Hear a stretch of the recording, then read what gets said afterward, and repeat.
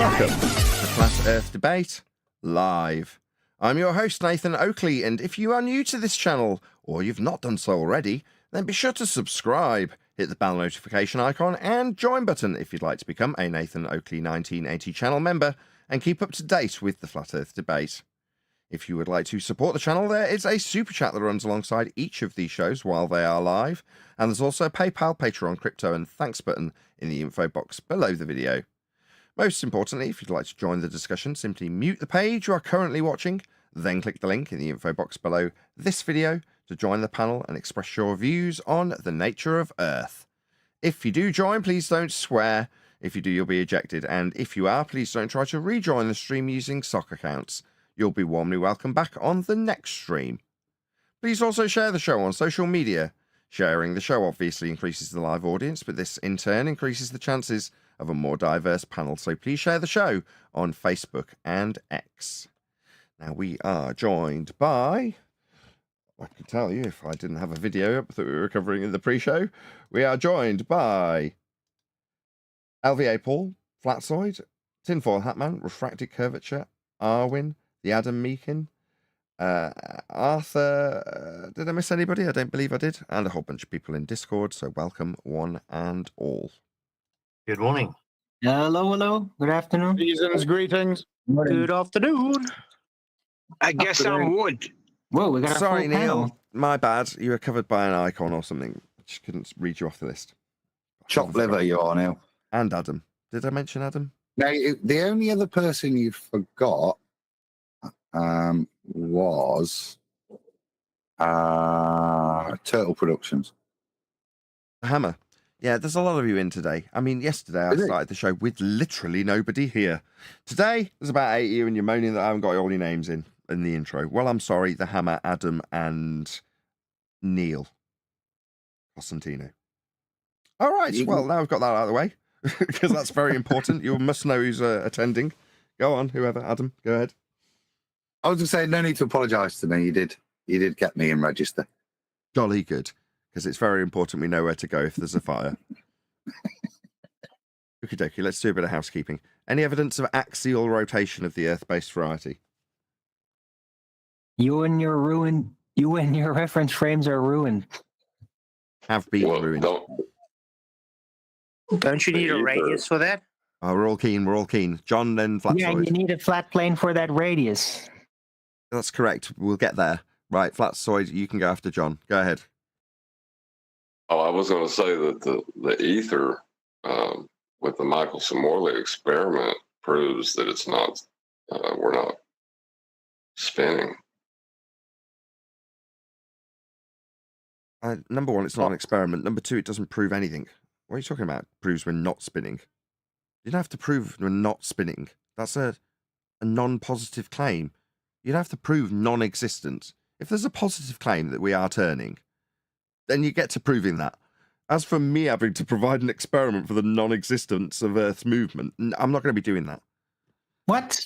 But no, you have to prove your extraordinary claim of a stationary Earth. It's not an extraordinary claim. What are you talking about? How is it extraordinary to claim that Earth isn't moving when it obviously has no discernible proof of movement? It's the ground.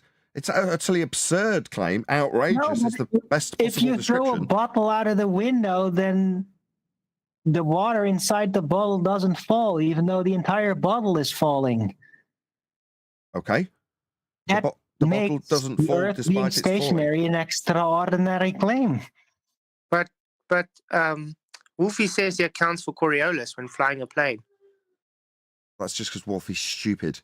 Coriolis is a not actual deflection observed from a non-inertial turning reference frame of an object travelling straight, seeming to drift because you're turning beneath it. So to assert that the projectile you're observing to seem to drift can account for the Coriolis effect, as Wolfie 6020 has declared, just affirms his stupidity. Doesn't suggest that there's a Coriolis accounting button, because it's an illusion only observed from a turning reference frame. You're not on a turning reference frame if you're in an aeroplane, therefore you can't account for an illusion someone who is observing you seem to corkscrew through the air because they're on a kid's roundabout. Oh, right, am I going to account for that kid watching me from the roundabout, seeming to corkscrew through the air? No, he is not. Wolfie's a fool. I Well, like the Wolfie, theme. Throw all stupid claims at Nathan today. Well, Wolfie thinks there's an actual deviation, and that's Coriolis effect, and it's based on your latitude. It's but wiki parroting nonsense when it's a not actual deflection observed from a non-inertial turning reference frame. So his globuolus description parroted from wiki won't cut it. Earth doesn't exhibit any effects of Coriolis. It is claimed to exhibit Coriolis effect. That's the end of the argument. What we end up with is people like Wolfie trying to mitigate for the fact Earth does not exhibit Coriolis effect as it is claimed to do. Therefore, it's a different version that won't have the effect you think you're going to... No. Again, you failed to prove your positive claim Earth's moving by the assertion that it has a Coriolis effect. It doesn't. End of claim. And he used latitudes which are based from flat Earth. So yeah, he will need a flat Earth for the latitude grid and longitude. Yeah, but the variance, you got to remember, the variance of the Coriolis will vary at different latitudes to the point that you'll feel it at none of them. This is part of the bullshit in his claim. See, within his actual claim, if the Earth did exhibit Coriolis, there would be variation at different latitudes. Yeah? But what they then subsequently say is, however, we don't feel any of those effects. Feel the effect of an illusion observed as you turn beneath things travelling straight. Yeah, we're not going to feel those effects. Again, it's a convolution of what should be observed and is claimed to be demonstrated on an Earth that turns. Yet we don't experience, so they mitigate for it. Mm-hmm. No, there's the proof. To address Arwin, that's the positive claim, Arwin. The positive claim, extraordinary in nature, is that Earth as a physical, non-moving entity, I don't have to prove that, is that it is moving, but we wouldn't notice. Okay. No, it's claimed to have Coriolis effect, which we would most assuredly notice, and we do not. Yeah, but what about the upward moving? I was going to say, in fairness to you, Arwin, that's not a Coriolis, globuolus response, is it? It's an Umi's response, that, isn't it, you're giving? Right, but wouldn't technically be this, because we're upward moving, that's why everything, why density, buoyancy moves the way it does? It's like a presuppositional claim for that. But wasn't the question based on axis rotation, though? Yeah, it was, yeah. I mean, it's a bit like back in the day when I first got to this subject, we had concave earthers in a minor amount of prevalence, but they were just like an irritation more than anything else. And Umis, upward rising earthers, are no different. It's just a minor inconvenience by comparison to the big wide world problem of reification of a sphere taken from elevation angle measurements off a flat plane to the stars to give us grids to bend around spheres. Well, that is the problem. Not upward rising earthers. Arwin's already sarcastically dealt with them. Yes, he has. By highlighting their fundamental claim that they seem to think the fact that we don't experience anything, the Earth, other than stationary, that it's us that's making an extraordinary claim at that point. That's they're the ones actually doing it. That's right. It's the only point you need to deal with them, isn't it? Make them recognise that it's their extraordinary claim and ask them to substantiate it. Other than that, go away. Throwing bottles out of windows, stop it. I've noticed there's a lot of Einsteinian rhetoric in the flat Earth, like the idea of space-time, which flat Earthers call the ether, or the upward rising Earth. Yeah, or the upward rising Earth, which would be the equivalence principle to. Oh, you mean E equals MC squared? Yeah.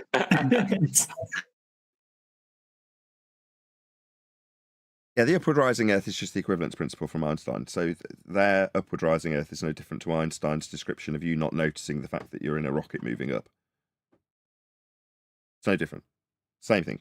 That isn't what he says either. He said for a short time you wouldn't be able to tell. With the limitation of other senses, you wouldn't be able to tell. It's a very constrained thing that's been expanded to now mean this claim that you wouldn't be able to tell whatsoever ever.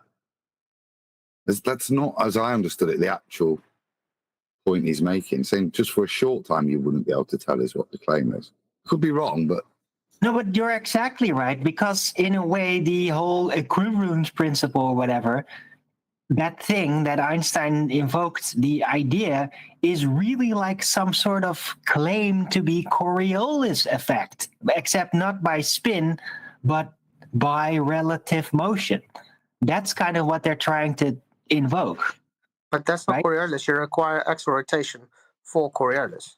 I Yeah. get it, but in this case, it's not a rotation. It's just the thing that is moving is claimed not to move. It's the thing that's standing still that's claimed to be moving, right? So they switch that perspective, which is exactly what Coriolis is also. It's like, oh, you think it's moving, but you're the one that's moving. And they try to invoke that effect falsely on Earth, as if it is rising upward, and the proof is that things fall down, basically. I know what you're saying. It's trying to convolute the argument the same way the people who argue for Coriolis when it's Globuolus do. That's why you've juxtaposed it. Yeah, it's very similar.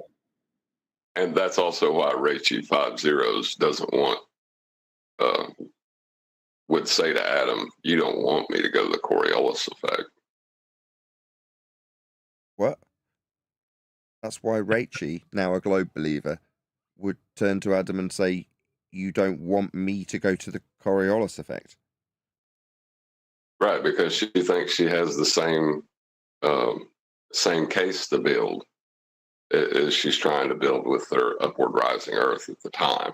Oh, to contrast with Arwin. Yes, I see what you mean now. Yes, indeed. Any evidence you can have gas pressure without a container? Sean Hawkins thinks you can blow on a paper. Where did he get the gas pressure from in the first place? Exactly. What does surface area mean? doesn't matter. Nathan, have you seen this? The latest demonstration. Honestly, it was on flat side. I'm laughing my head off. But if you could pay people to do stupid things, right? You wouldn't have. You don't have to give them a fair bit of cash for gas pressure without a container, and he goes over a sheet of A4, mate. I wonder whether the next PhD will be citing this as another thing in any debates as to whether this is gas pressure without a container. Can you find it, Flatsoid? I don't need to see it, but yes, I get the general gist. He's blowing on something with use of his lungs as a container to compress, to force air through his lips to blow the paper. Over a sheet of paper in an already existing gas pressure system. Yes, thank you. Yeah. But point being, look at what these guys are producing for us. I mean, it's fantastic, really, that they're prepared to humiliate themselves in such a way as to demonstrate our point. Yeah, I mean, using Bernoulli's principle to try and demonstrate gas pressure without container, the whole principle requires surface area and pressure.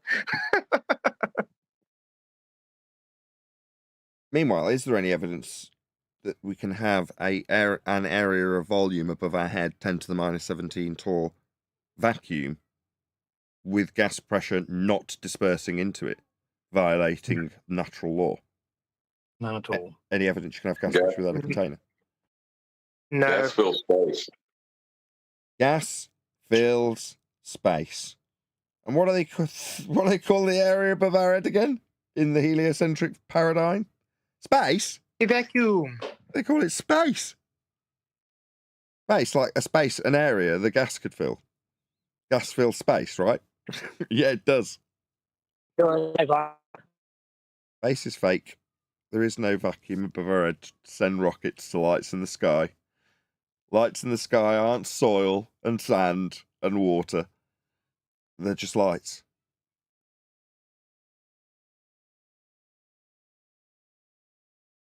Well, I don't know if you get the same problem. They can't decide if Earth is open or closed.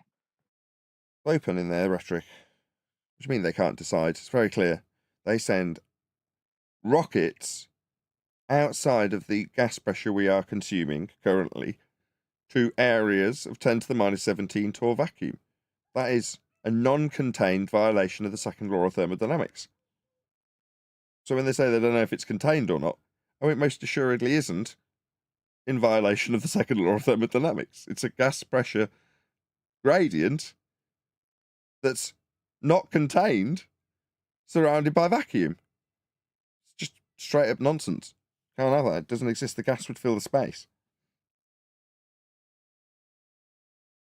Yeah, the whole idea that you can escape into space, but gas can't, is just weird. Adam's been pointing out the secular assertion that no, we do lose a certain amount of space.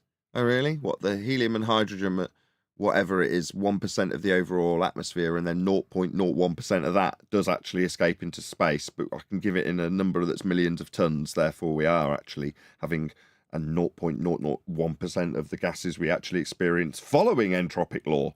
So that solves the problem. But following Well, you see- entropic law, but not following the invoked law of gravity, which is the supposed thing that's keeping them there. Those ones decide to not behave like that. But you see, even though they they're usually force. try and argue on ignorance, try and say thermodynamics is only for isolated systems, and shows you the ignorance. Well, they're strictly correct, aren't they? Because the second law of thermodynamics is a description. So, as a description, it oversimplifies itself by utilization of something that doesn't exist in the strictest of terms. There are no isolated systems, but they are specifically referred to in the second law of thermodynamics when detailing, in this example, dispersion, right? But they would also utilize ideal gases to describe gas behavior. Now, is there such a thing as an ideal gas? No, there is not. But in order to simplify what describes that which occurs always, we, with our limited scope of verbalization, utilize concepts like ideal gases and isolated systems to verbalize and convey that which occurs always. In this instance, gas fills space. Now, you can describe gas behavior with ideal gases and isolated systems to convey that notion by way of the second law of thermodynamics. Does that mean that the description, crude though it may be in this criticism, in any way fails to describe that which occurs always? No. It's a pathetic attempt to criticize our linguistic ability by way of a descriptive methodology. That's the second law of thermodynamics. What are the laws of thermodynamics? Descriptions of things that occur always. That's what they are. Gas fills space. There's no getting around it.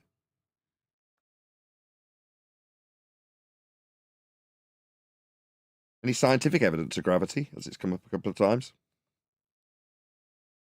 Which one are you looking for? There's a whole bunch of different gravities there. The one that would keep gas held to the side of a spinning water ball flying through a sky vacuum in violation of natural law.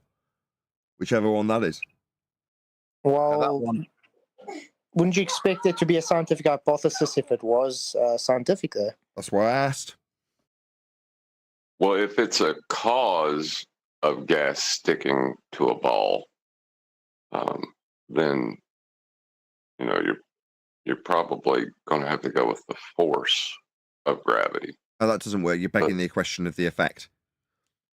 The effect you just described was water sticking to a spinning water ball. That's a straight up second law of thermodynamics violation as a claimed observed phenomena.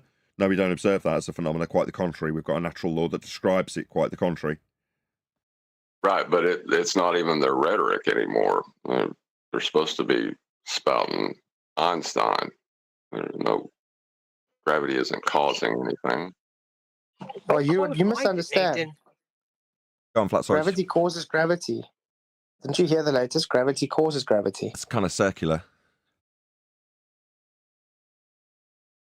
I can paraphrase that into what the non-force of gravity gives rise to the non-force of gravity. Bending space-time gives rise to bending space-time. No. Einstein asserted a cause and effect relationship in his pseudo-geometry. His cause and effect relationship is the uneven distribution of mass, as described by him, causes the bending and warping of space-time.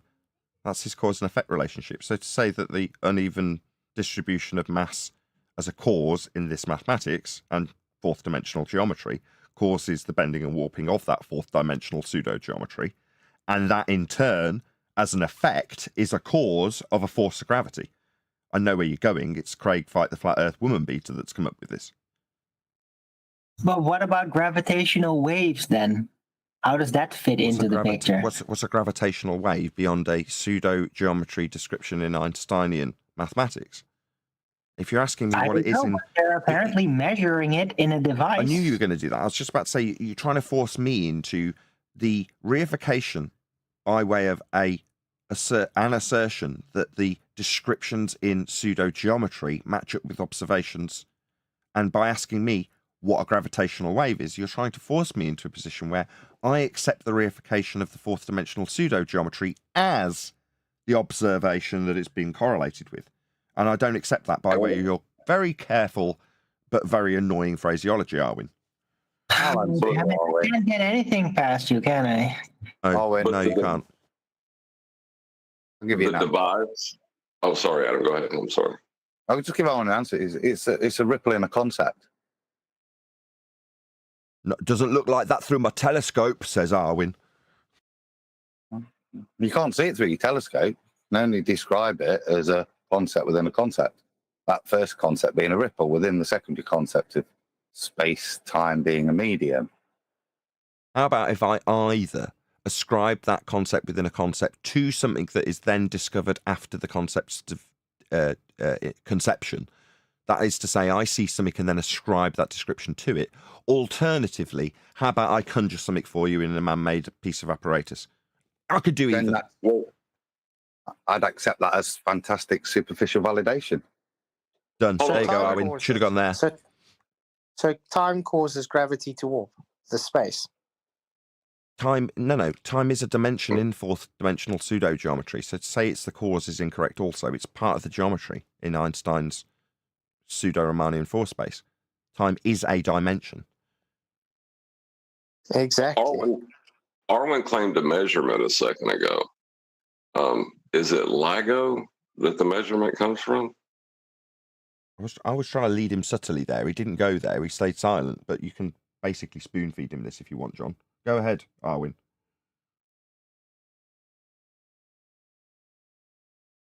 A man-made quasi-phenomena, you say, John? Arwin's not playing. No, Well, it's a conceptual ripple measuring device. Conceptual ripple measuring device, you say? Fantastic. Yeah. Now I'm convinced. But the fundamentals of how they built this measuring device that they're claiming, didn't they create it level using a river or some water It's a running man-made next canal to that it? they've dug out next to it. There's like So a they mile and a used half the stretch. horizontal point. How long's LIGO? Like a mile and a half or something? That innit? Running alongside it, there's a man-made canal utilised to level the tool that's going to conjure this man-made phenomena. Right, and LIGO is perfectly straight, right? From my understanding, There is no perfectly straight spots on a sphere. no, there isn't. Wait. So you guys are saying level doesn't curve? Spheres don't have the ability to give you an assertion of level because they don't have it. If you want to measure a ripple in a concept, you're going to need a very long but straight flat arm. It's the only way to measure ripples in concepts. They're bent, it don't work right. There is a context to this that we need to understand, though. When Einstein predicted gravitational waves would someday be detected, and then LIGO was built at massive expense. I think it's something like $7 billion of taxpayers' money to measure the ripples in space-time. And then they come back eventually and say, woohoo, we've proved Einstein right. The anti-flat earthers will never cite this unless pushed into a corner because it goes directly against the gravity force Newtonian nonsense. But they all know it exists. They don't like citing it, though. But if they do cite it, you've got to be wary because what Einstein and the bending of space-time and LIGO is said to be doing is proving one up against quantum mechanics. They're trying to prove that quantum mechanics is wrong. but they're not trying to prove that Newton's wrong. They all know that Newton's wrong. They're trying to get one up on quantum mechanics. And that's the reason why LIGO exists, to try and thwart quantum mechanics. But if they bring that back to you and say, well, we know that Ripley's space-time and bendy nonsense and all that, whatever they come back to and say that, you've got to understand that that's the current position in science, right? Not that we agree with it, not that we disagree with it, but that's considered to be the current position. And then quantum mechanics will pop their head up and say, actually, we've debunked that in 1925 with our full equations. And then there's an argument between quantum mechanics and Einstein. And from our perspective, we don't care. It doesn't matter who's right and who's wrong. It doesn't matter if quantum mechanics is right or wrong. It does not matter. What we're concerned about is that gravity is not a force, that Einstein superseded it. And whether quantum mechanics superseded Einstein or not isn't our argument. It does not matter. So they'll never bring up quantum mechanics or Einstein because both of them go directly against Newtonian nonsense. But just be aware that it exists. It's a stepping stone to invalidating their nonsense model where Newton said that there was a force acting on stuff. They'll never argue it against you. They'll always revert back to Newton. But just be aware that contextually, it matters that you understand where it fits in. LIGO is said to prove curvy space-time, making it no longer conceptual. It's now, quote, scientific evidence of bendy space-time. And who are we to argue that, right? But they're not trying to debunk Newton. They're trying to debunk quantum mechanics. But the fact that that exists, we need to understand that it does debunk Newton, and they're trying to debunk quantum mechanics, and it doesn't matter to us whether they win or not. So as long as we understand that, we're winning. But with LIGO, how can you use level as a horizontal plane to create the most perfectly straight measuring device in the world? How are you going to use Earth is flat to prove anything about heliocentrism? You redefine the term level so that it's synonymous with the word equidistant. So if you think that level and equidistant are synonymous, then you can think that you've got a bent curve straight line. It's not bent, it's straight. No, it's a bent curved straight line. Doesn't conform to the shape of the Earth if you're a heliocentrist. No, it does according to my one dictionary definition that says that level and curved are the same. I've got a question based on LIGO there. If you stand on the one side and on the other side, do they have different plumb lines? Well, that's why they've got that definition for... Just kind of that slide. You're asking, are plums not plum? That's what you're asking, isn't it? Exactly. Well, this is where they then say, well, plum is only plum in that one location. If I take one step either side of you, my plum is not the same as your plum. And again, violating the definition of it. Yeah, but yeah, that's false though, because they made a perfectly level, straight line. If they're claiming it still has different zenith angles, then they're lying about making it perfectly straight. Then which one is it? But for any two lines to be plumb, they will also, by commensurately, be parallel to each other. Exactly. So this is where they go into the parallel postulate, and they argue that there's no reason on Earth that the parallel postulate should be a law of nature, because nature doesn't need to comply with any geometrical limitations. And Einstein himself said that there's no reason why we should follow Euclidean geometry in the real world, because nature doesn't need geometry. Nature just does what nature does. So by saying that... say again. So what cop-out? Euclidean geometry is derived from nature. Yeah, of course it's a cop-out. But the problem is, if you don't use geometry... It's a lie. Yeah, because if you don't use Euclidean geometry, you can't calculate shit for anything. You can't calculate the stars in the sky, applying It's derived from nature. You don't need maths. You don't have maths first. You have geometry. And you can derive that algebraically. Those axioms are derived from nature. Yeah, but you haven't got algebra or geometry. If you use a non-Euclidean geometry, you've got nothing. You've just got an extra something that's like Bev says. You've just not got Euclidean geometry. You've got something else, but you can't do anything with it. You can't calculate the distance to the sun applying the assumptions from Cassini and Huygens. You can't do any of that if you're not using Euclidean geometry. Yeah. So what use is it? Yes. But you're spot on. But that's where it's derived, and what you're saying can be summarized by you'll need a flat Earth for that, because it's of by the name of this first time, this is actually really applied. In terms of Adam's argument, that's where the literal etymology of geometry is directly relevant of the Earth in terms of the measurement. That's where it's derived. So in terms of you saying, well, you're going to be using your Euclidean geometry if you're using your non-Euclidean geometry, it means it is derived from the same origin, a flat Earth.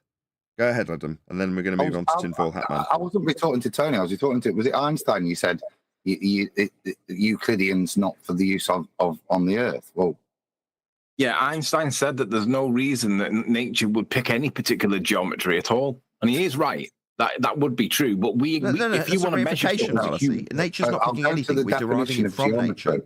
We're deriving it from the nature. We are instigating this convention, not nature. Nature's not picking anything. That's a reification fallacy. Yeah, I know. I'm just saying what they come back with their rebuttals, and then you've got to respond to it, and you've got to know that argument for what to say next. Indeed. Then it comes down to, they put two dots on a piece of paper and they say, what's the shortest distance between these 2 points? And you'll say a straight line. And then they'll bend the paper back on itself in like a magnet shape. And then they'll say, but I can now make that much shorter by warping space-time and creating a wormhole. And that's how ridiculous it becomes.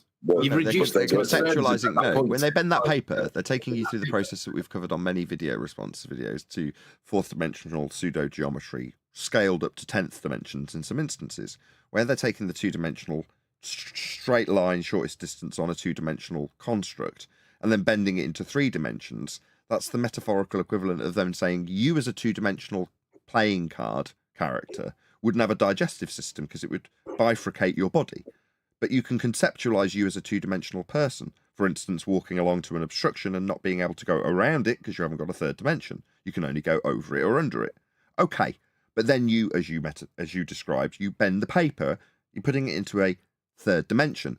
That is directly how they quantify the conceptual medium of fourth dimensional pseudo space-time. They take the exact same path, but obviously they can't bend your length, breadth, and depth into a quasi fourth dimension by bending a piece of paper. But they have to get you to conceptualize that process first by doing it the way you have.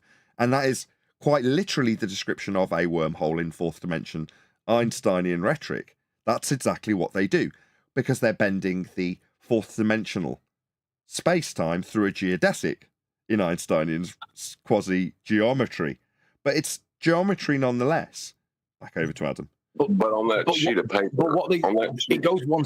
it goes one step further though, Nathan, because what they then say is, well, now you've just demonstrated how the straight line on that piece of paper, by bending the paper, the straight line remains being straight on the paper, but because you've bent the geometry that the line and the paper are in, it appears to be curved. It is curved, but it's actually straight. And they get you, that's how they word it, so that they try and get you to accept a curved line can be straight. Yes, it's a geodesic. Okay, go. I don't know if Adam wanted to get something in, but go ahead, John.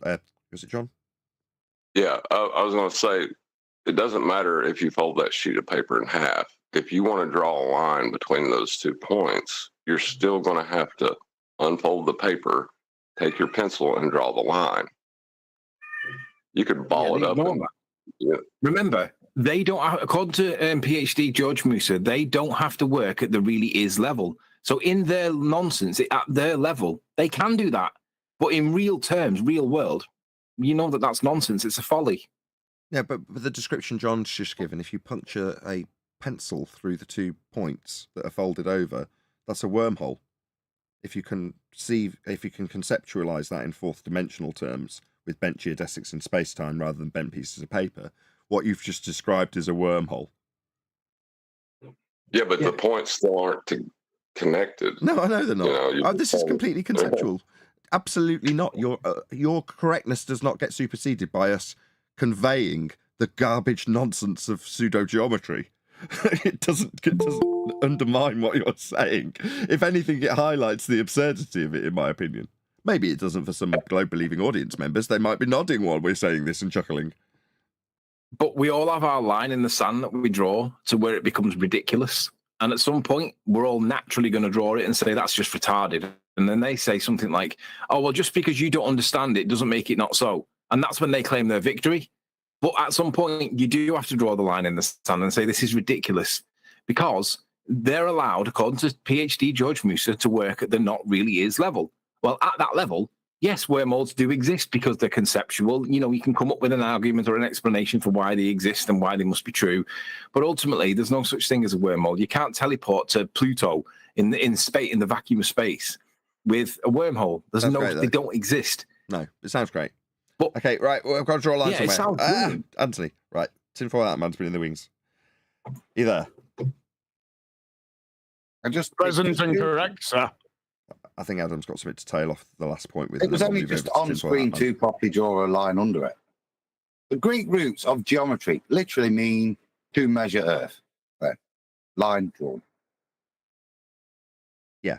In terms of its origins and the context of this discussion, that doesn't fall under an etymological fallacy. That's strictly the case in both instances. Absolutely right, Adam.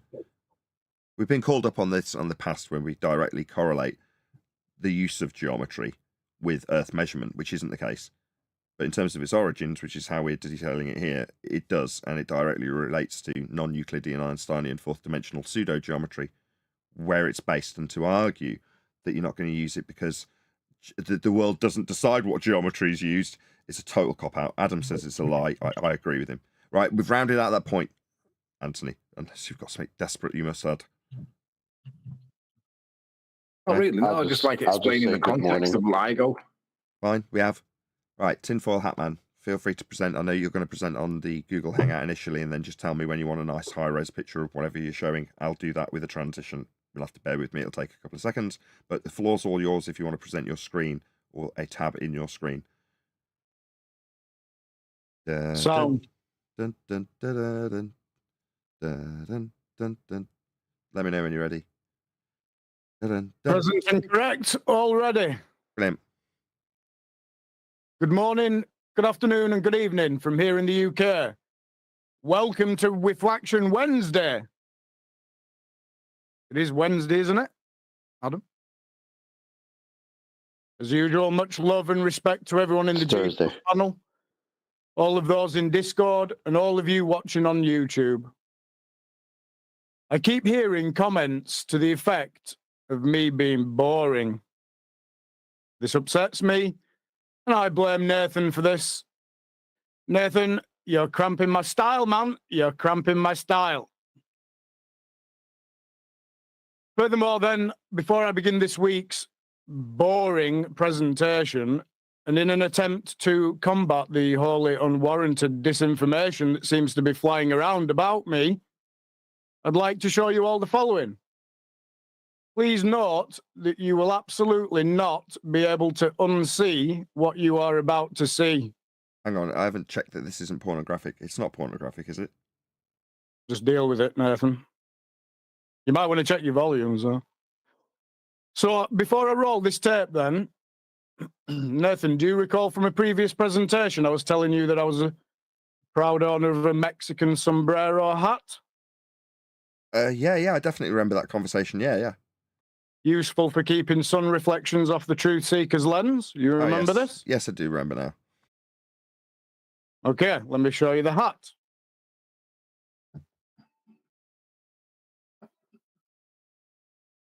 Why?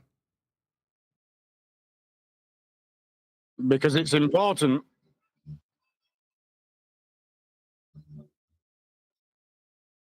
Okay.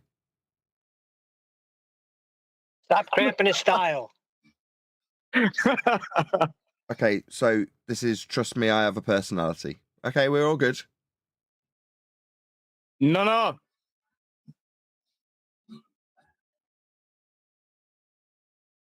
We're all sitting and watching you dance as a Mexican. I find this highly offensive. I'm quarter Mexican. Wait, I want to see the dancing.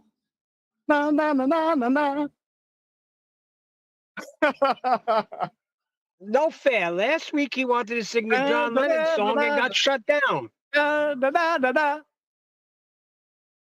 Look, I'm sorry, audience members. This is happening whether you like it or not, it seems. Okay. Well, this is great. Yes. Told you, deal with it. Okay. We can't unsee what we have just seen. Thank you for sharing that. More than welcome. But there's the Mexican sombrero hat. Okay, enough of this boring nonsense then, yeah? On with the show. Let's go to this.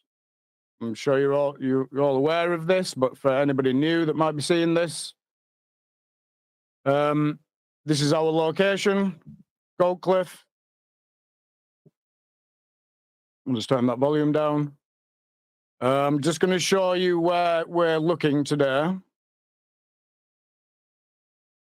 Okay, so we are going to be focusing and concentrating, basically, if you can see my mouse, over here. And we're going to pan over and look over here.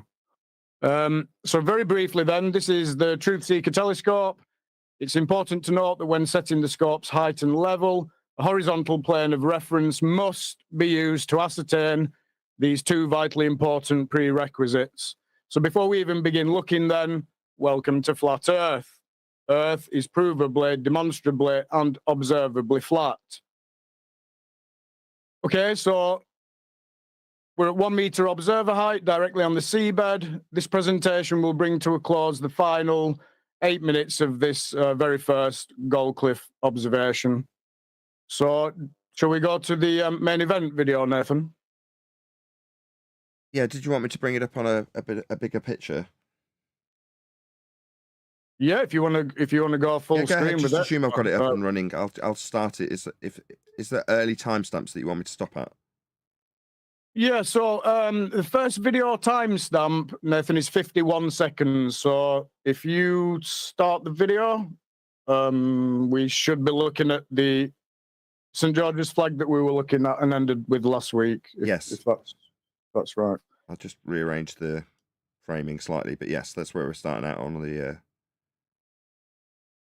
St. George cross. Yeah, so this is the remaining 8 minutes of that entire 35-minute 4K 30 frames a second video. And I can actually see the live stream now, Nathan, so I think a few issues are being ironed out here. So perfect. When did you say the first timestamp is? 40-something seconds? 51, so we're looking for 51 seconds as being the first timestamp. This is the section that we were looking at last week. Do you remember the Mariners Lake with the heads bobbing up and down? It was about 7.5 miles distance, something like that. Okay, so I'm at 51 seconds now. Okay, so there's quite a significant delay then with the live stream, but if you should be looking at Clevedon Lookout Tower, is that correct? Yes. Okay, so I've included a link for anyone who's interested in reading up on that. Hopefully, B with a buzz. We'll post everything to Discord as he's done previously. And a massive thanks to B and all the moderators that have been helping me, by the way. So pics 2 and 3 in Master B showing a 7-mile distance to that banking just in front of that tower at 0 meter elevation. So I don't know if you want to go to this and show the audience this, or whether you just want to keep it running smooth and just those pictures will be made available. I'm sure B will make them all available, but they're in Master B anyway. Sure. There's a whole string of them. So where is it? First one posted? It's pictures 2 and 3. So pictures 2 and 3 are just showing that there's a 7-mile distance to the banking,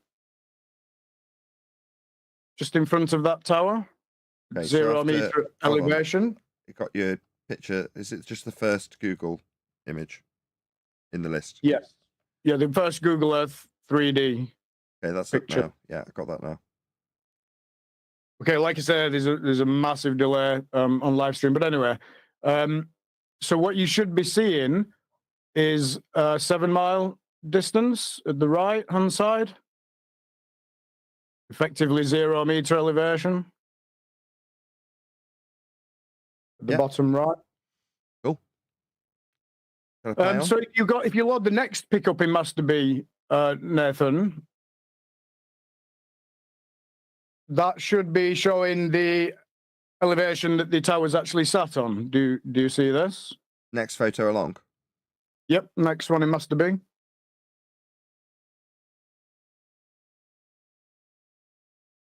It should basically just show you 4 or 5 meters elevation to the lookout tower. Yep. And then the next picture, it must be Earth curve calculator. yeah. So it's showing nearly 5 meters would be hidden if the globe model was true. Does anyone know how it's possible to see what we're seeing on a 3959 mile radius ball with an 8 inches per mile squared curvature drop?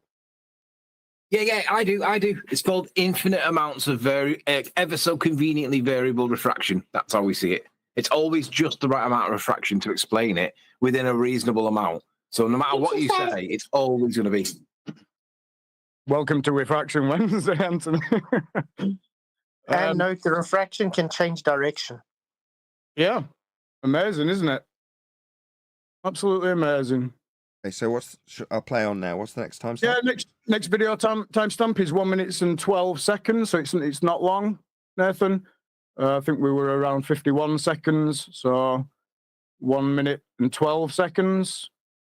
So what we're going to do is we're going to hit St Andrew's Church. You'll see that at the top.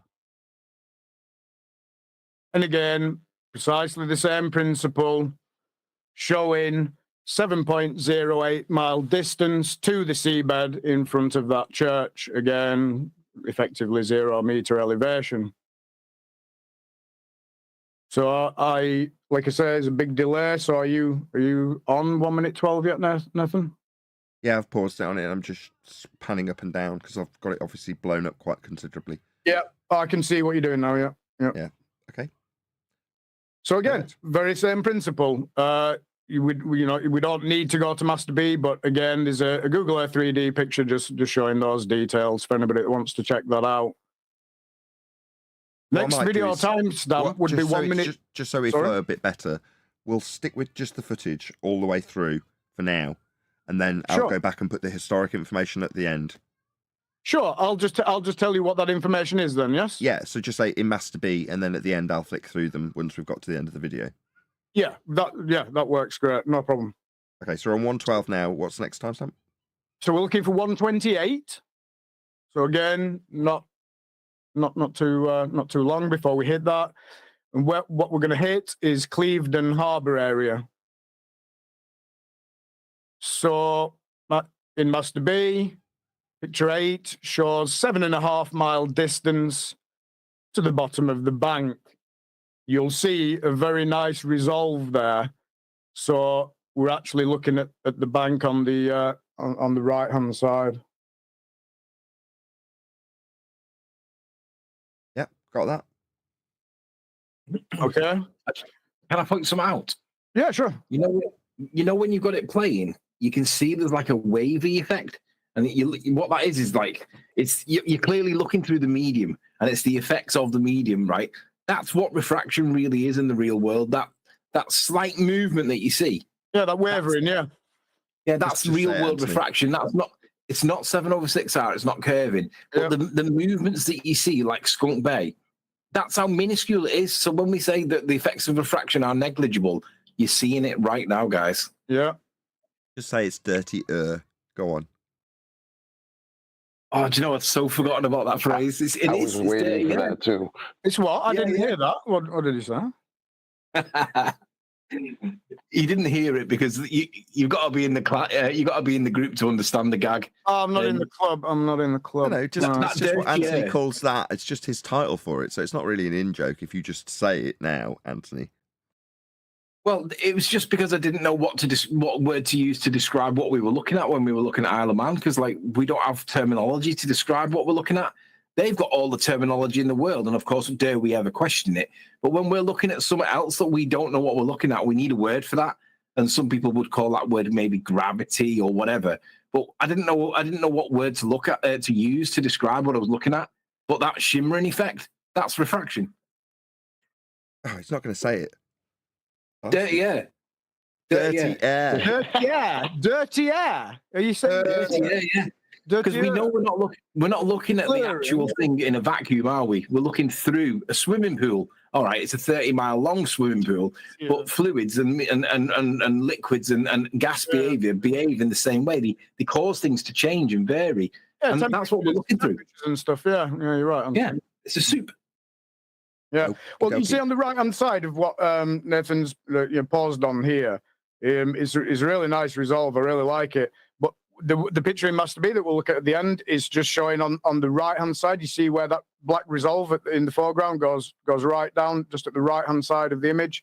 So we're just shooting actually to the rocky bank. So you're talking about 7.5 mile distance, 0 meter elevation to the deck, where the rocky section is, in the background. So next time stamp is 1 minute 41, Nathan. Again, we're going to be looking at Clevedon Harbour area. All of this section is Clevedon Harbour area. So 1 minute 41. Yep. Okay. And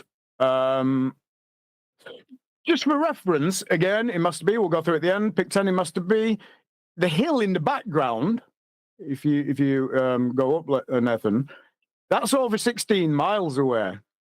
And then obviously you've got all your layering down, from that point down to 0 meter elevation just before the banking. You see all that? You see all that resolve? It's just interesting to note that, those hills are like over 16 miles away in the background.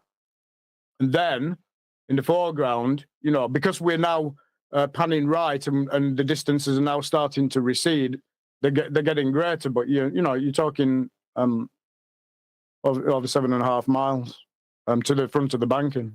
You see? Hopefully you're seeing all this. Yeah. It's a very, very long delay on live stream. Right. Okay. So next video timestamp, Nathan, would be 2 minutes 26. Now, I think 2 minutes 26, I'm pretty sure I've got this wrong. Initially, I thought this was Wood Spring Priory. You'll see. It's like a tower. But I think it's a bit too early in the pan for Wood Spring Priory now, looking back at it. So at any point, if anybody goes through this or analyzes this or finds anything that, I'm incorrect about, please do just, let me know, because it's not always just quite easy. Sometimes you think you're looking at something but I'm pretty sure it's not that now, to be honest with you. But we're now going up in distance, like I say, whatever that is, it's like probably not more like 9 miles now. So 2 minutes 26, Nathan. Yeah, we're there. Yeah. Oh, yeah. Well, it's just coming into live stream now. Well, you know what you're going to look. So just, there's a delay. Just if I say, yeah, we're there, just assume we are. No worries. So there's 9. If that's not Wood Spring Priory, which I'm pretty sure it's not, I reckon it's just something just a bit before, which will be around the 9 mile to the deck in front, the banking. So next time stamp would be 3 minutes and 34 seconds. That is, we're just going to hit a water buoy or a marker.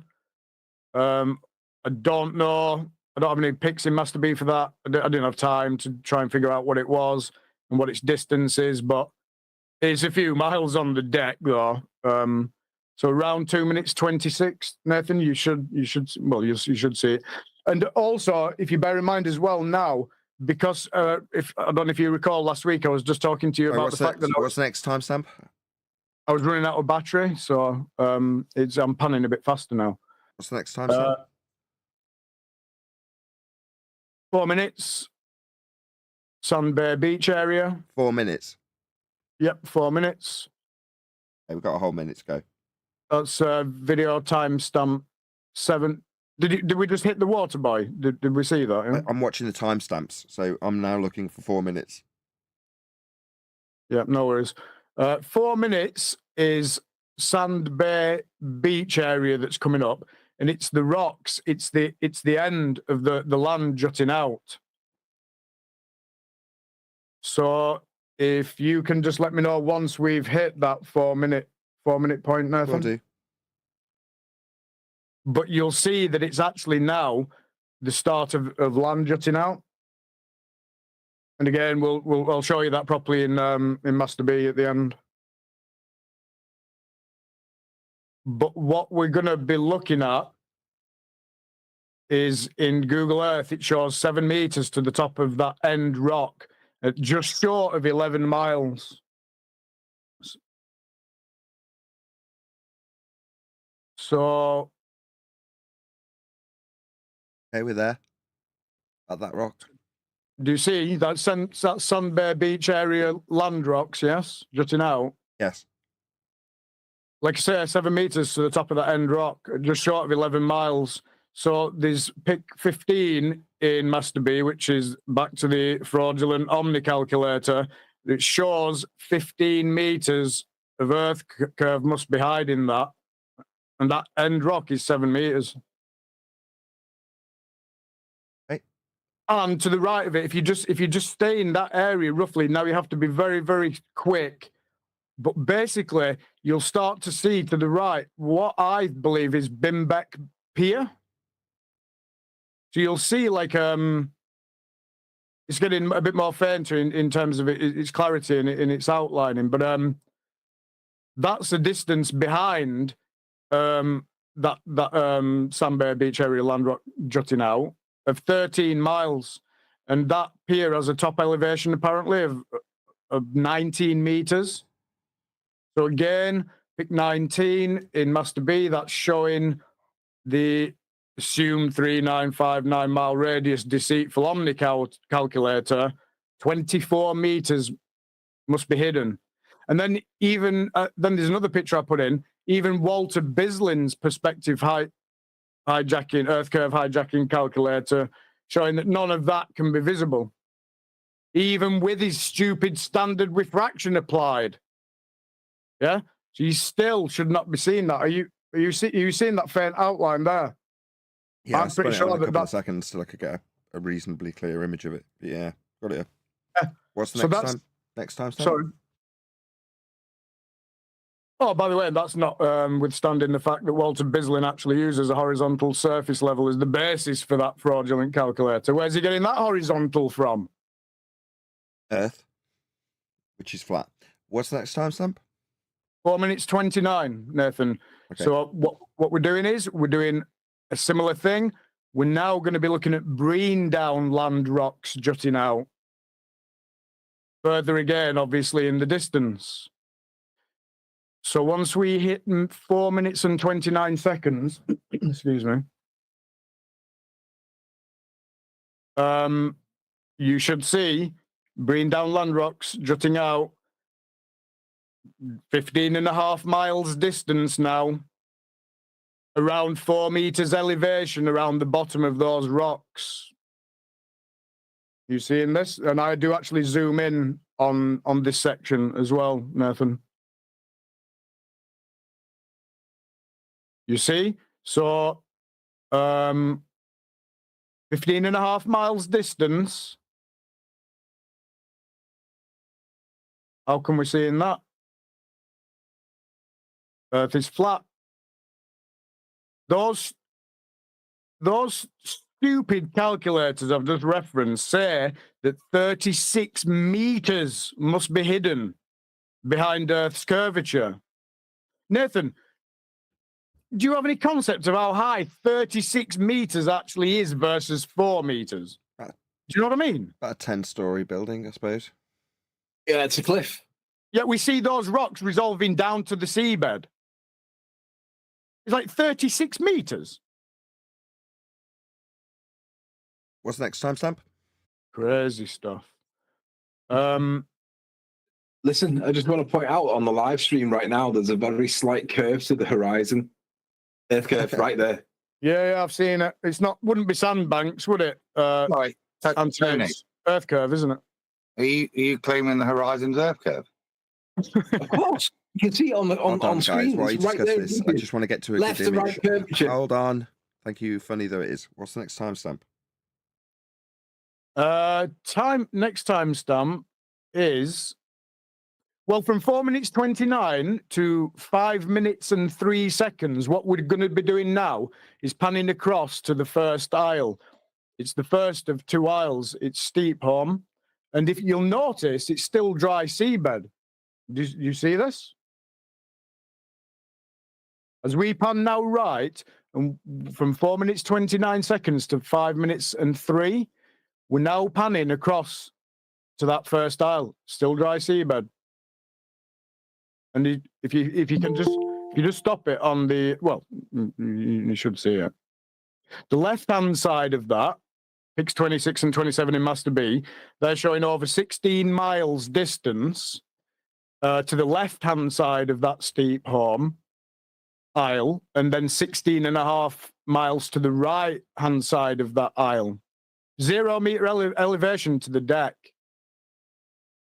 According to Omni Calculator, that fraudulent calculator again, that's 41 meters hidden, according to the heliocentric model.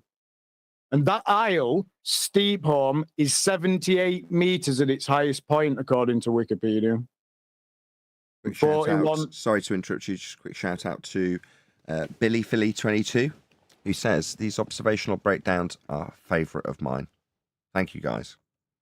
Thank you very much for the super chat. And I'm sure Tinfoil Hatman takes that as a massive compliment, as he's been getting hammered in the comments by people saying he's too dry. Yes, thank you very much, Billy Philly. That's great. Thank you. So yeah, that isle, Nathan, steep Holm, is 78 meters at its highest point, and it's 16.5 miles away. 41 meters, over 41 meters, needs to be hidden if the globe model is true. It's clearly not, is it? And there's a pic 28 that I put into Master B, which shows the distance to the land in the background as well, right? Because there is land in the background. That's nearly 30 miles away. It's just so clearly then we don't live on a ball. Earth is flat. Period. Full stop. End of story. Game over. Right. Next timestamp. So around 5 minutes and 35 seconds, Nathan. I've no idea what that is. It's small, and I zoom in on it. I'm going to presume it's a buoy, a marker, a fishing hook. I've no Master B reference picture for it, but whatever it is, it's on the deck, and whatever it is, it's some distance away. Maybe if someone's interested, maybe they can try and find out potentially what that is, because I've also put into Master B a nautical map, an admiralty chart for that Bristol Channel area, which is like displaying fishing hooks and various, navigational aids that are needed. But yeah, I haven't had the time either to even try and figure out what that is. But I'm gonna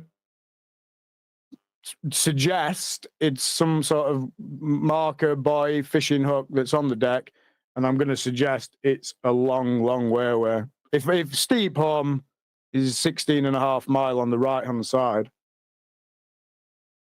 I'm going to suggest it's pretty far away, that. Okay. Next timestamp. So over to Flat Holm Isle now, right? And wait for it, Flat Holm Lighthouse. So this is a full circle. I need the timestamp, because otherwise I'm just on a boring picture. Okay, so just if you play from 5:35 and then you want to be stopping at 6 minutes 38, I think. Oh, hang on a minute. No, before 6 minutes. You'll just hit if you play it, you'll just hit Flat Holm Lighthouse. Yeah. Which was my very first presentation. You remember? Yep. Did you notice that we were still over dry bed as we were panning still to that on the left-hand side? As we hit that isle, do you see the water? It's in the foreground, but that's still dry bed. Yeah. Then we hit the left-hand side of it. And you see all that in front, that's all dry bed up until that watermark in the foreground. Do you see this?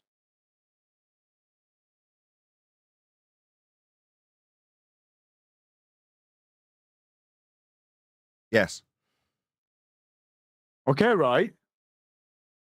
So I'm not going to labour this point, right? Because that was the first presentation. It was just as a reminder, though, that lighthouse is 30 meters tall. It's got a focal height of 50 meters. So over 14 miles distance to the isle, right? What's more interesting now, though, is what's on the right-hand side of the isle. And as that video plays and pans, you'll also see like quite a massive, pronounced sandbank in front of it. And then once we hit the right-hand side of the isle, Nathan, at around 6 minutes 38, finally, we hit the water level. So do you see this? So around 6 minutes 38, huge delay on live stream. So, but you as we pan, you should be seeing like a really pronounced sandbank or earth curve, if you prefer. And then if you pause it on the right hand side around 6 minutes and 38, then you'll be able to we'll be able to see what's happening there then now with the water with the start of the water level. Just while you're doing that, a quick question. So that the lighthouse, the height of the lighthouse was 30 meters, but it sits 50 meters above sea level. Yeah. Yes. Yeah. Above mean high water level, apparently, according to Wikipedia. But I think if you go and have a look at sort of different resources, because it's all about time, isn't it? I might have to approximate that. That's absolutely fine. Yeah, approximately. I mean, I think there might be some 3-to-2 ratio in terms of the height of the lighthouse, and then the corresponding height of the cliffs would be 2/3 of that. So that's pretty much what's being described to me in that image. So all I can see is a tiny bit of that dirty air layer. And you can see a slight bit of mirroring above the sandbank, and just if you go to the left-hand edge of the cliff, you can just see where it starts to mirror the last tiny little bit. So I think it's continuing up to there. You can take a little bit off the cliff height, and then you can see all the way to the bottom of the cliff to the mirroring, and that's about 20 meters if that lighthouse is about 30 meters. That seems commensurate with what's described, the image. I don't see any obstruction. A little bit of mirroring on the bottom, but nothing else. I assume we're not talking about the exact same bit because you're talking about the lighthouse, but this is the piece of land it's on with the sandbank in front of it that we're currently paused on. So I'm on the last time Stevie gave me 6:38. Yeah, I can see that you're on, Nathan. So do you see now as we start to pan right, now we've actually got the start of the water level? Yes. So as you can see from that image on the left-hand side, you'll see that sandbank dropping down. And then now, again, that's about 14.5 miles away. And then now, as we pan right, we're now going to be following the water level. Don't pan. Can we just focus on that just for a minute? Yeah, sure. Okay, so what I'm seeing is water up to a sandbank that's jutting out, and then behind the sandbank I can see the water continue up to that 3/4 of the height of the sandbank up to the next shoreline. You can see the continuance of the water level past the sandbank as it juts out. So you can see water up to the sandbank and then water past the sandbank. I think what Adam's pointing out is in terms of the perspective representation, it's rising up in your field of view as it could only do on a flat plane, as opposed to something that was obscured and then blocked by whatever else, water or otherwise, was in the foreground. The way this presents itself could only be replicated if Earth was flat. It only can present itself in this manner if Earth is flat. and the presentation that it would give you if Earth was spherical, with a physical leading edge blocking your view of everything behind it, could not present itself in this manner. Ergo, at whatever distance there is claimed to be a physical geometric sphere edge, everything beyond that, which is pretty close in this instance, is just a mirage of everything behind that, and so on and so forth. But here in this image, you're clearly seeing the resolve, aren't you? Of that sandbank, and now the start of the water level as we're gonna now finally finish panning. What's next timestamp? Sorry? Next timestamp. If I'm going to press play, I just want to know where I'm going to stop so I don't go over it. Yeah, sure. So literally now, this is the final part, and we are going to hit. Hang on a minute. I just need the number. 7 minutes and 6 seconds. Thank you, Nathan. But notice the land in the background as we pan. And once we hit 7 minutes, 6 seconds, well, that land in the background is 30 to 35 miles away. So how can that horizon water level be Earth curve?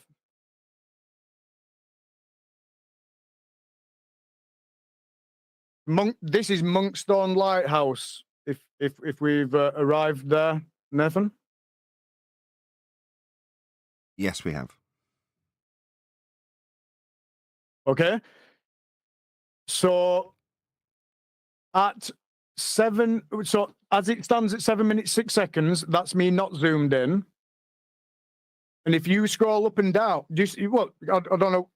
You can see the land in the background, yes? Yes. Well, let's watch it. That's 35 miles away. That's like 200-300 meter hills in the background. Then you've got your horizon, your water level.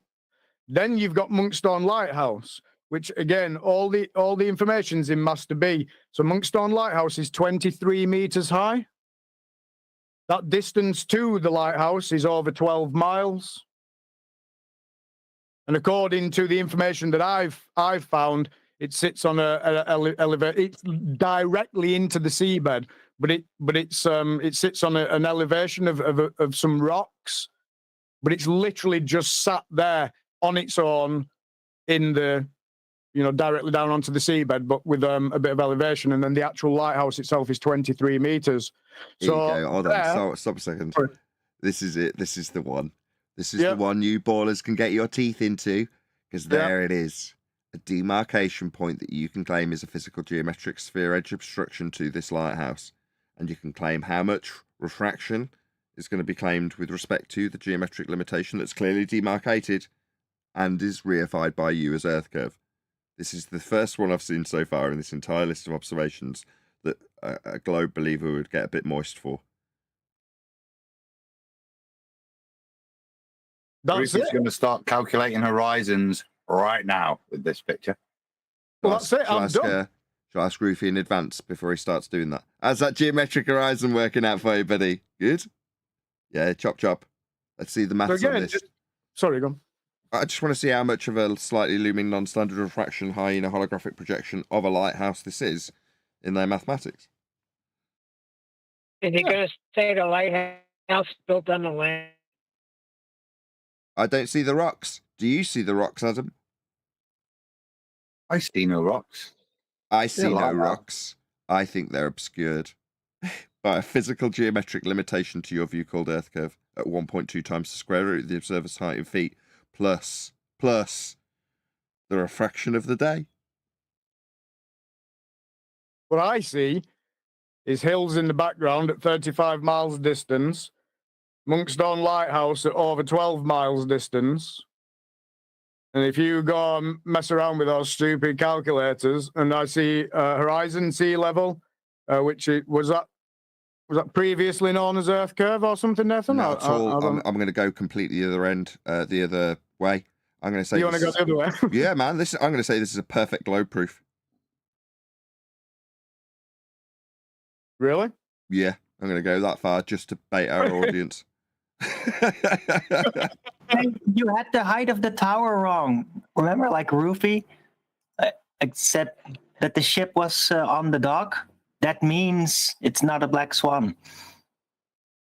Well, if you're not interested in this, Nathan, I can always sing for you. I'm quite happy to do this. Is there any more timestamps, or is this the last one? That's it. I'm done. If you just let the video play out, you'll see that we just hit the point where there is physical limitation obstruction, so I can't pan any further right. So if you just let that play out, it's literally, I think, just a few more seconds, and then that's the end of the entire almost 180-degree pan from that first train, just above Seabank Power Station, and we've done a 36 minute, just short of 4K 30 FPS pan right down, and the last little section that contains Monkstone Lighthouse at the right of Flatholm Isle is just your water. All of a sudden, that's then just your water in your horizon now, with that land distance in the background. And that's how I'm done. As can I ask something? You can, just before I tell people just administratively what I'm going to do next. So, obviously, we've been going through this on the original video, but what I'm going to do now is bring up the Skype version, which is obviously lower fidelity, but I'll just flick through so you can cross-reference it historically with the detailed verbal information that was given during the presentation with the stuff I'm putting on screen now. So you chat away. I'm just going to flick through them. Go ahead, Arwin. Okay, yeah, I had a question to Tinfoil Hatman about that footage. I keep seeing on it this, well, what seems almost like a light that's like outside of the circle of the camera. What is that? That's lens flare that's coming in and reflecting on the eyepiece. Ah, okay, because it looked really weird, like almost like the sun is outside of the frame but still visible. That was weird. Sometimes it's there, sometimes it's not, depending on the sort of angle of pan. It depends how you're looking through the telescope, and if you're looking at a star and you get that effect, that lens flare, number one, it's obvious because it's outside the field of view of the circle of the peripheral view of the telescope. So it's pretty obvious that it's not something in your field of view, but you can perceive some part of it to be in the image, and sometimes you can get it to look like a UFO and stuff. It's quite cool. If you put it over the moon, you can pretend you see an ether. Yeah. It just looked to me like, oh, the sun is there. It's just outside of the field of view, but still visible somehow. That's how it looked. Well, you can't be outside of the field of that circle. That's your scope. If you've got some aberration up here somewhere, then it's pretty obvious when you're looking through it, when you're in the presence of the scope. But because in terms of what I'm presenting on screen now, well, your field of view is the frame of this whole screen, isn't it? Your field of view isn't, because if you're watching it with all of the suggested videos around it, that's your field of view. And if you're watching just the picture in full screen, then the field of view isn't even that, because you've got a list of Discord members. But if you just look at the picture, the field of view contains this black bit. No, that's the inside of the telescope. So it's only the stuff in the circle that is actually what you're looking at. And even if some aberration ends up overlapping that circle, when you're looking through the lens of the telescope or at the iPhone, familiarised with what it would look like if your eye was up against the lens, it's pretty obvious that it's not part of what you're looking at. It's just not when it's a photo or a video. All right, thanks for clarifying. No problem, but it's unbelievable footage, no? 36 minutes of just 180-degree pan almost. Finally incorporating at the end the water, the high water level. Yeah, that's what I want to check. So that lighthouse at the end, what was it? 13 miles. 12.03 miles from the observer height, 1 meter. 1 meter. I'll put 6 foot. That's fine. I'll change it. While you're mumbling through that, I hope the audience appreciates, because I don't know, they won't have seen this. Maybe we did a bit of it in the live show. We're still live, by the way. It's been presented much better than it looks now. So although I'm scrapping my way through so you can see comparatively what we had up on a nice big image, I've cropped it and zoomed it off a 4K image that I'm presenting on my own screens locally, so that what you've ended up with in big screen on YouTube is hopefully as high a quality as it can be. So I appreciate the effort that's been gone to. If you're watching, please share the show. Adam, you can't put 6 feet. That's totally dishonest. It needs to be at least 60. Yeah.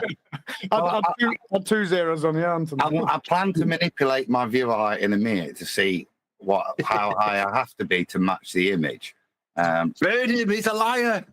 Nathan, if you just go back a couple, that's interesting. That land jutting out. If you just go back a couple of images, Nathan. Yeah, I was going to highlight this as well, because just from a purely quality perspective, when I had it nice and big, although it's a bit blurry in what I presented, what you can see comparatively now how this could be presented, and you've got a tiny little bit of this, which you're saying, oh, well, these are the ends of the rocks at 7 meters or something, I vaguely remember. Well, at that point, you're like, okay, you can see it when you've got the full view of what the telescope's captured in the frame of the vertical view of the iPhone, and what you end up with. And I hope by comparison, when it was nice and big, people really could see what you were talking about. I'm quite pleased now in comparing it to this. Yeah, we've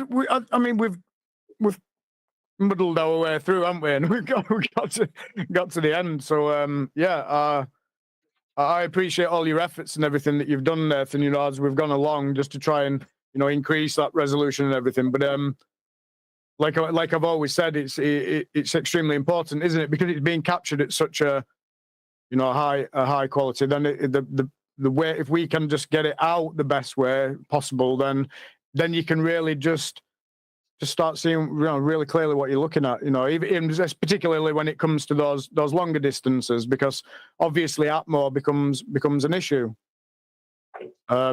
So that's just the nature of the beast, really. Just what were you going to say about these rocks, though? Because I just sort of stole your thunder a little bit. Sorry. Oh, just the fact that the first set of Landrut rocks, it doesn't really matter. It's just the first set of Landrut rocks. There, I mean, that's 15 meters from that spot. 15 meters would be hidden, and then they're like 7, to the end of them, and then the Landrut sections for me, all of it really. But the Landrut sections are really interesting for me, because then they're really giving you that layering, So if anybody that's interested, I mean, I highly recommend just going and checking it all out on Google Earth and stuff. And like I say, maybe somebody can even just help me understand. I'm very, very interested to know what that little thing is that I zoomed in on. In between, I think it was it in between Steep Holm and Flat Holm, or was it in between Flat Holm and Monkstone? I can't remember, but I do zoom in on it. Is that one of the things that I've been thinking about doing, is adding a drone to the whole situation, so a 4K drone, so I can actually send a drone up, and then we can actually look clearly at stuff, and then get references to everything that's actually in the channel, or in anywhere I am. Because then you can actually reference and then get a distance to these things that are actually, because there's loads of stuff actually in the channel, So maybe that's another addition to the arsenal. But obviously, I don't know how I'm going to be able to control the telescope and the drone at the same time. So, those guys who play those one-man bands and a kick drum and a harmonica, and so a cymbal on top of head. I don't just need help really with further observations if I'm going to do anything like that, obviously. But then again, suppose you could just send a 4K drone up before the observation, obviously. So yeah. Cool. I think it'd be worthwhile, don't you? First of all, thank you very much for presenting that. That's I know there's other stuff to come, but that's the conclusory part of this particular observation, right? Yeah, that's it. Before you put the pictures down, can we just go back to the picture of the lighthouse? I just want to do a little bit of numbers. Anthony, can you mute? Tony, you're on mute, not on mute. Classic. No. Moot. He's done it. Right, not that one. The Monkstone Lighthouse. So right towards the end. The one that's going to get Rufy excited. Now, just while you're finding it, I've just been reading. I'm on it. Just carry on. I'll feel why I'll just read it because Tinfoil's provided some great detail that really I just want to go through because it demonstrates it. So the first tower was built was an unlit cast iron beacon built in 1839. A granite tower 45 feet high was built in 1859 to replace the beacon. This tower was strengthened with a cast iron tower in the gallery in 25. In 93, a polycarbonate lamp replaced the iron tower and the lantern, increasing the height to 75 feet. So we now know the total height is 75 feet, but we also know that the original granite tower, which is the bottom bit, is 45 feet. So we've got 45 and 75 feet.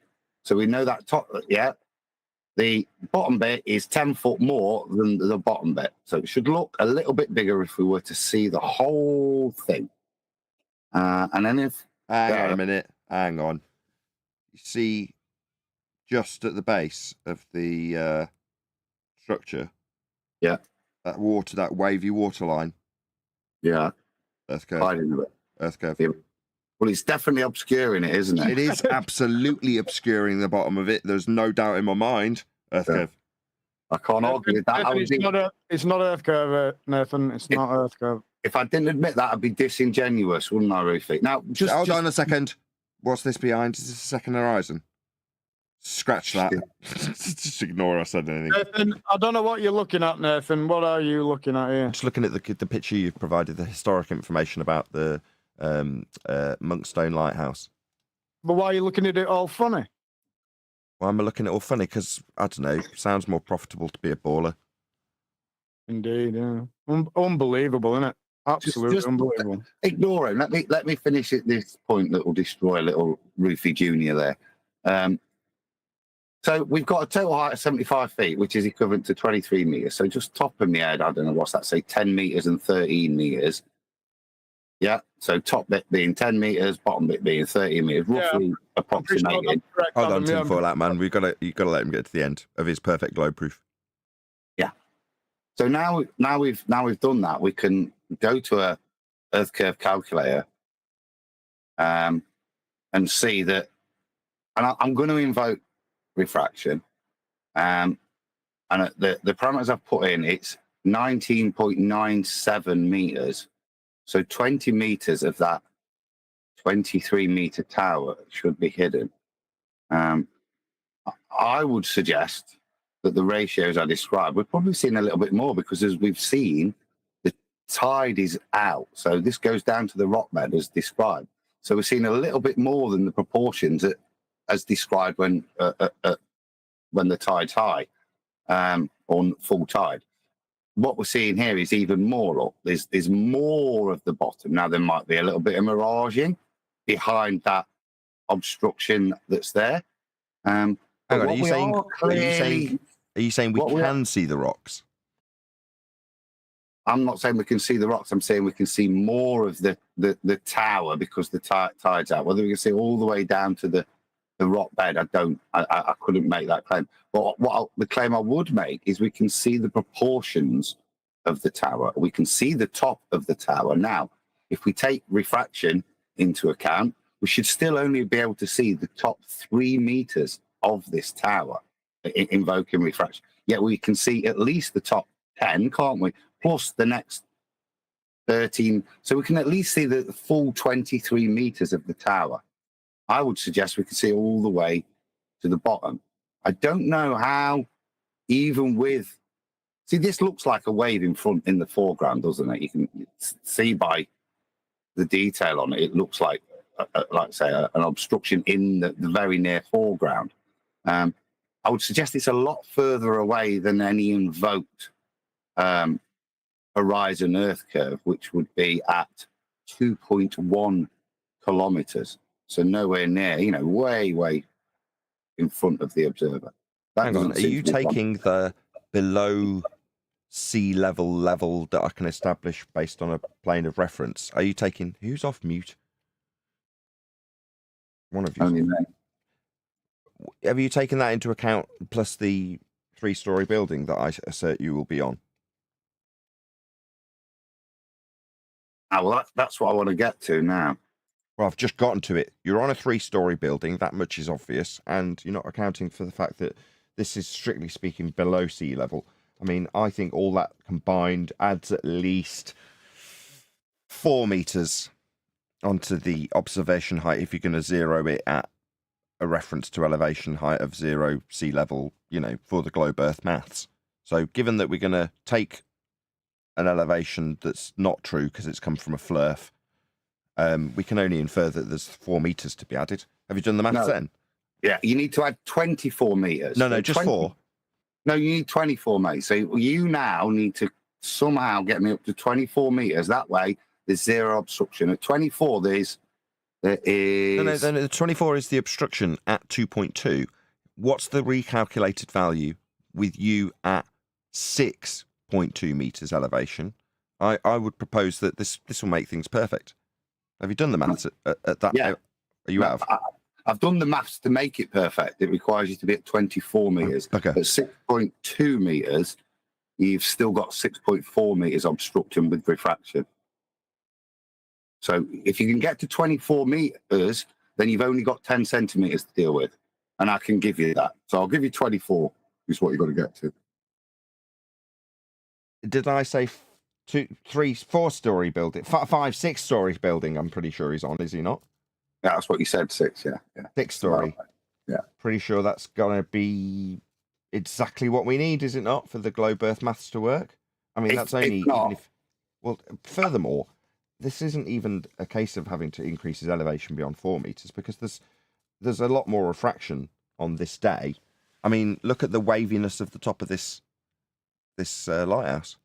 So how much refraction have you accounted for to get it into view again? Oh, yeah, you can go back down to 1 meter then. Because if we have 846 over 6R, I'm sure that'll be sufficient. 846 over 6R is enough refraction to bring this back up as a slightly looming non-standard refraction holographic projection of a lighthouse from behind the physical geometric sphere edge horizon that we absolutely experience as a hill block in our view of this lighthouse, which we're not seeing. This is, in fact, a mirage. Yeah.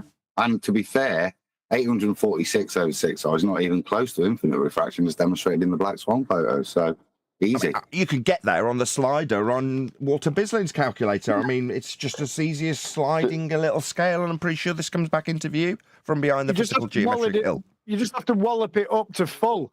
And you have to do that on everything. With Walter Bislin's, you have to pretty much just keep that slider on full.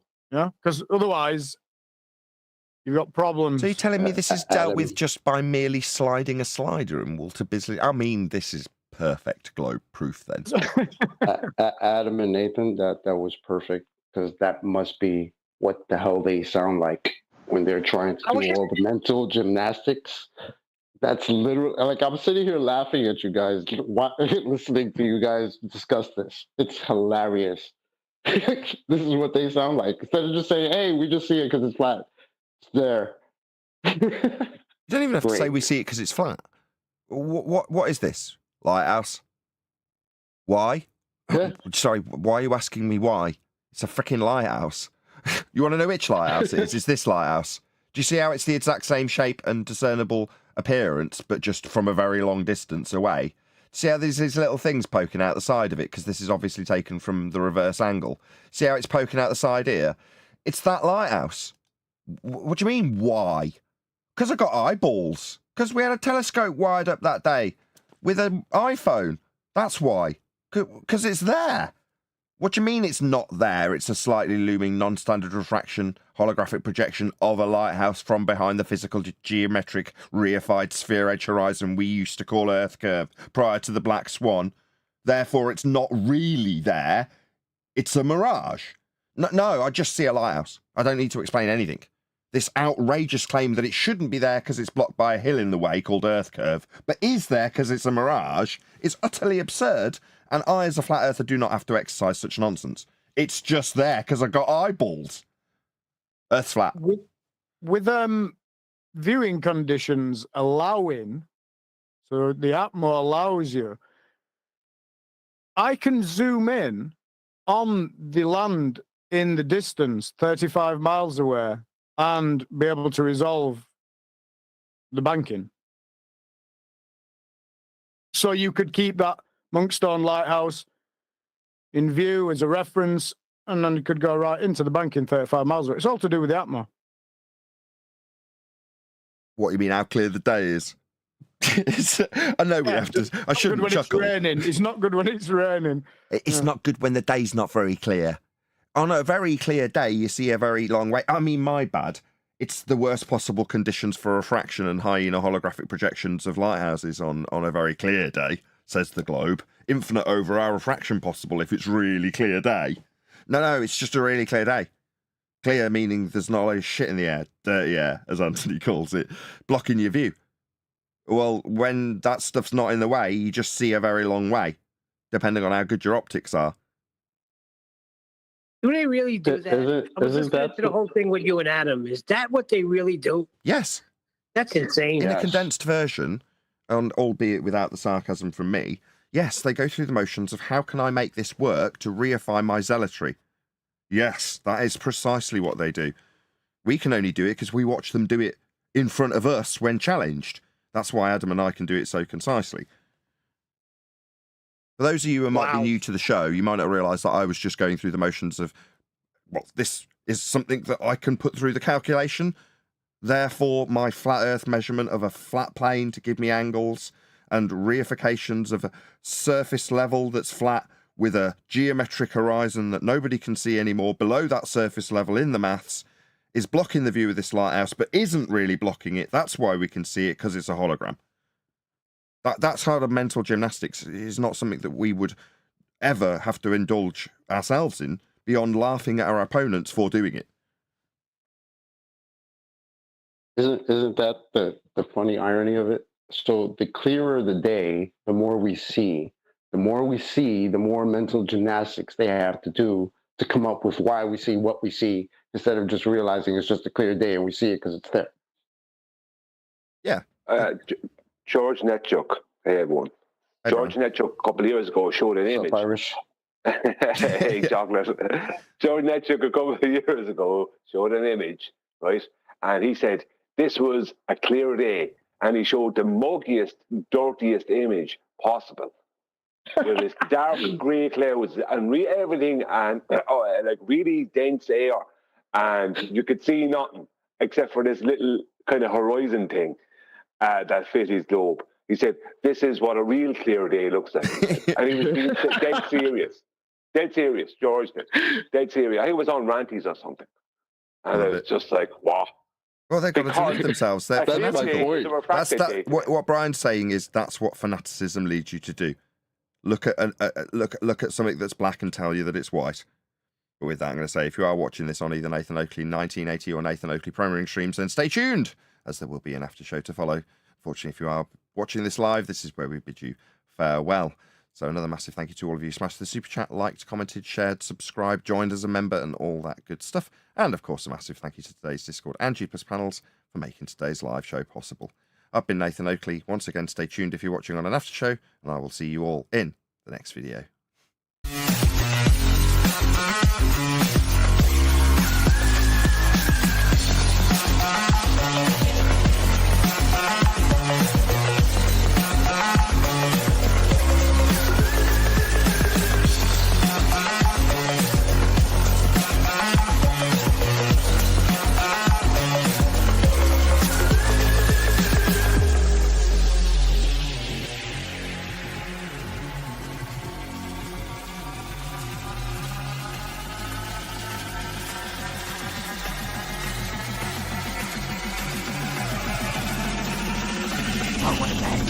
What a lovely day!